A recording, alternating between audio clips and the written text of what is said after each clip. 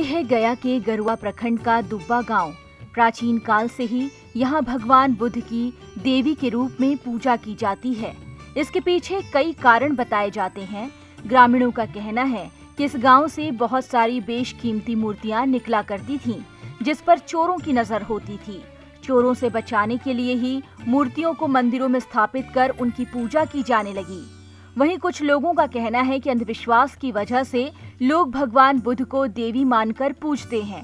माना यह भी जाता है कि भगवान बुद्ध जब बोध गया से पहला प्रवचन देने के लिए सारनाथ पहुंचे थे, तो वे इसी किले में एक रात रुके थे। उसके बाद उनके शिष्यों ने उनकी कई प्रतिमा बनवाई थी। ऐसा प्रतीत होता है कि सालों बाद वह किला जमीन में समा गया और गढ़ में तब्दील हो गया। देवी के रूप में बुद्ध को पूजने को लेकर जब हमने ग्रामीणों से बात की तो उन्होंने क्या कहा, आप भी सुनिए। हम लोग मूर्ति देवी थान पूज रहे हैं, देवी माई के नाम से चढ़ा रहे हैं, दूध घी दवा। हम लोग तो आप कुछ नहीं करते हैं, यहाँ मुर्गा मुर्गी तो नहीं करता है, यहाँ दारू फारू नहीं यहाँ चढ़ता है। तो देवी माँ के जहाँ बाबा के रूप में यहाँ ये सब नहीं चढ़ता है, लेकिन हम लोग पूजा पाठ वही देवी माई के नाम से हमारे बापे दादा दादा परदादा करते आए, हम लोग भी कर रहे हैं। नहीं, ऐसा नहीं लगता है कि मतलब हम भगवान दूसरे संप्रदाय के हैं, हमारे समुदाय में देवी और वो पुरुष को सीधे महिला के रूप में तब जो आते हैं ना और जनानी आए तो टीक दी सिंदूर कर दी। हाँ, औरतों का है, हम लोग के नहीं है।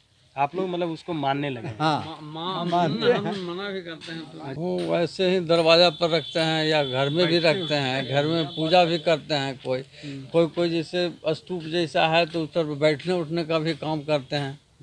यही सब तो है। आप लोग तो जान रहे हैं भगवान बुद्ध को, तब भी लोगों को बताते नहीं? बताते हैं लेकिन लोग मानती नहीं है। लेडीज लोग है सब उसको जैसे किसी से टिक टाक देती है, पूजा करती है। पहले हम लोग बहुत साफ सफाई भी किए थे कि ना ये बुद्ध की मूर्ति है भाई, आप लोग पूजा इसको सिंदूर टिकुली मत कीजिए। मुख्यमंत्री नीतीश कुमार भी दुब्बा गांव में स्थित गढ़ और मंदिर को देखने आए थे। उन्होंने गढ़ की घेराबंदी और मूर्तियों को संरक्षित करने के लिए एक संग्रहालय बनाने का आदेश दिया था, लेकिन आज तक कुछ नहीं हुआ। संग्रहालय के नाम पर छोटी छोटी मूर्तियों को सरकारी स्कूल के एक कमरे में बंद करके रखा गया है।